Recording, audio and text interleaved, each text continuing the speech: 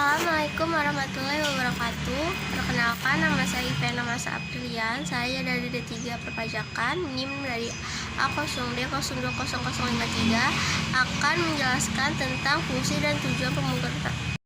Secara umum, tujuan yang dapat dicapai dari diberlakukannya pajak adalah untuk mencapai kondisi meningkatnya ekonomi suatu negara, yaitu yang pertama, untuk membatasi konsumsi dan dengan demikian mentransfer sumber dari konsumsi ke investasi. Yang kedua, untuk mendorong tabungan dan menanam modal. Yang ketiga, untuk mentransfer sumber dari tangan masyarakat ke tangan pemerintah sehingga memungkinkan adanya investasi sumber dari tangan masyarakat ke tangan pemerintah sehingga memungkinkan adanya investasi pemerintah. Yang keempat, untuk memodifikasi pola investasi. Yang kelima, untuk mengurangi ketimpangan ekonomi. Dan yang terakhir, untuk memobilisasi surplus ekonomi.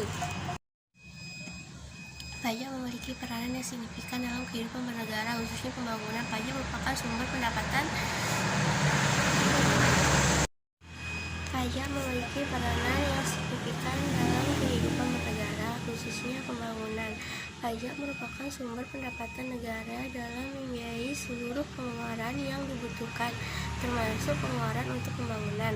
Sehingga pajak mempunyai beberapa fungsi. Yang pertama, yaitu fungsi anggaran atau fungsi budgeter. Pajak merupakan sumber pemasukan keuangan negara dengan cara mengumpulkan dana atau uang dari wajib pajak ke kas negara untuk membiayai pembangunan nasional atau pengeluaran negara lainnya. Dengan demikian, fungsi pajak merupakan sumber pendapatan negara yang memiliki tujuan menyeimbangkan pengeluaran negara dengan pendapatan negara.